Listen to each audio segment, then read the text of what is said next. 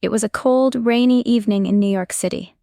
The streets shimmered under the soft glow of streetlights, and the rhythm of raindrops against the pavement created a soothing yet somber melody. Sheila Johnson, an accomplished businesswoman with a reputation for turning challenges into triumphs, stepped out of her cab in front of the Grand Plaza Hotel. She clutched her coat tightly against the biting wind, pulling her suitcase behind her as she walked briskly toward the entrance. The Grand Plaza wasn't just another hotel. It was an iconic symbol of luxury, with its grand facade illuminated in soft golden hues. Inside, the lobby was a haven of elegance, its marble floors reflecting the light from crystal chandeliers. The faint melody of a live pianist drifted from the lounge, blending seamlessly with the low murmur of well-dressed guests. Sheila took a deep breath as she stepped inside, shaking off the cold. She had stayed at the Grand Plaza several times before, always appreciating its opulence and the sense of calm it brought her. After a grueling week of business meetings and cross-country flights, she longed for nothing more than a hot shower and a quiet evening. Approaching the front desk, Sheila greeted the young receptionist with a polite smile. "Good evening. I have a reservation under the name Johnson." The receptionist barely looked up as he began typing on his keyboard. After a moment, he frowned. "I'm sorry, ma'am, but I don't see a reservation under that name." Sheila blinked, surprised. "That's strange. I made the reservation last week and received a confirmation email. Could you double-check, please?" The man sighed, his fingers moving lazily over the keys. Another moment passed before he shook his head. "There's nothing here, and unfortunately, we're fully booked tonight." Sheila's smile faltered. "I understand mistakes happen, but I do have the confirmation email. Perhaps your manager could assist?" The receptionist hesitated, his lips pressing into a thin line before he picked up the phone. A few minutes later, a tall man in a tailored suit emerged from an office behind the desk. His name tag read, Mr. Thomas, and his demeanor was anything but welcoming. "What seems to be the issue?" he asked curtly. Sheila extended her hand, which he ignored. "There seems to be a mistake with my reservation. I have the confirmation email right here," she said, holding out her phone. Mr. Thomas glanced at the screen briefly before looking back at her. "I'm sorry, ma'am. We have no record of your booking, and as my colleague mentioned, we're fully booked tonight." Sheila's patience wore thin. "I understand, but I've stayed here before. I know how this works. Surely there's something you can do to resolve this?"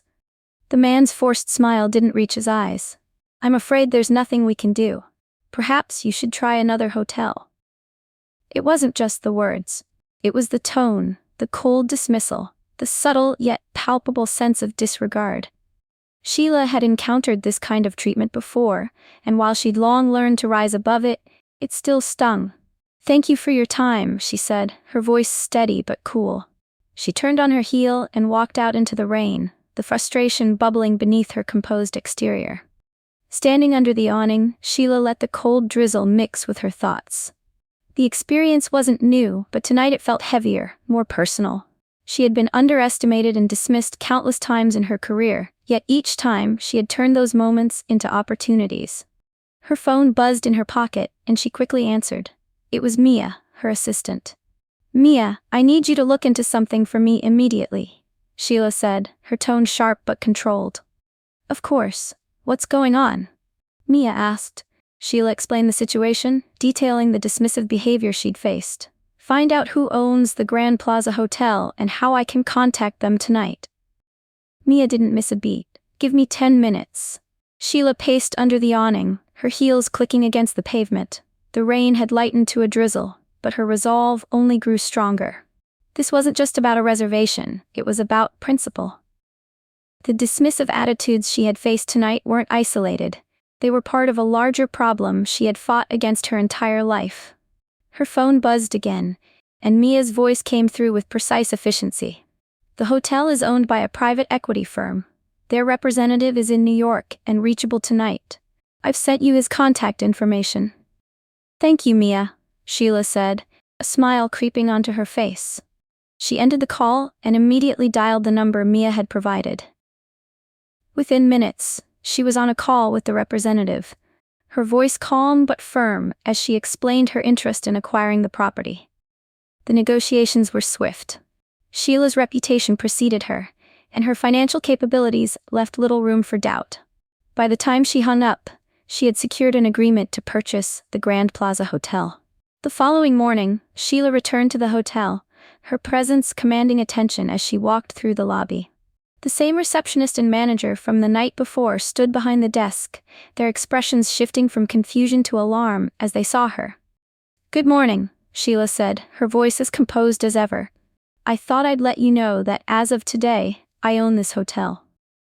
The silence that followed was palpable. Mr. Thomas stammered, his confidence from the previous night evaporating. I'm sorry, ma'am, I didn't." Sheila held up a hand, silencing him. "I'm not interested in apologies. What I am interested in is ensuring that no one else experiences the kind of treatment I received here. Effective immediately, this hotel will undergo significant changes, starting with new management." The staff watched in stunned silence as Sheila continued.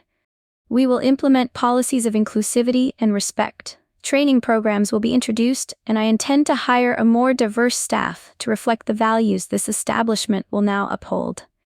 Additionally, a scholarship fund will be created to support underprivileged youth pursuing careers in hospitality."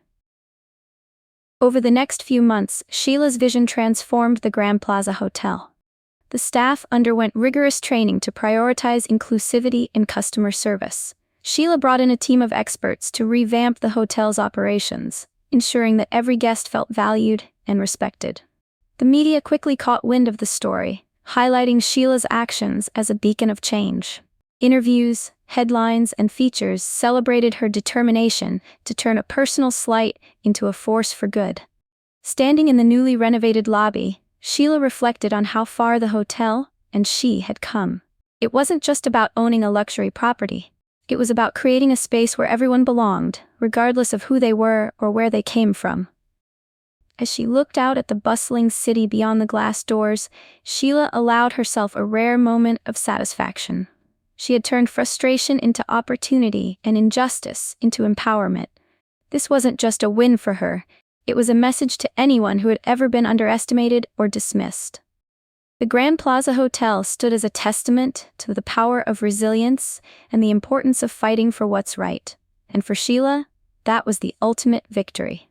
Hey everyone, thank you so much for tuning in to the Storyteller's Vault. We really appreciate you taking the time to watch our videos, and we hope you enjoyed the story we shared with you today. If you did enjoy it, please take a moment to give this video a thumbs up, as it helps us know what kind of stories you like and allows us to create more of what you enjoy. Also, don't forget to leave a comment down below with your thoughts. We love hearing your opinions, theories, and any ideas you'd like us to explore in future videos. Sharing our videos with your friends and on your social media helps us reach a wider audience, and it means a lot to us when you take the time to do so. Every share, like, and comment helps us connect with more viewers who love stories just like we do. And if you haven't already, consider subscribing to our channel.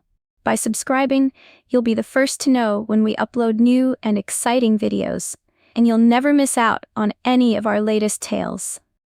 Your support means the world to us, and we're so grateful to have such an amazing community here.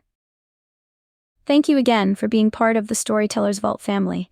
Let's keep building this incredible community together, and we can't wait to bring you even more captivating stories in the future.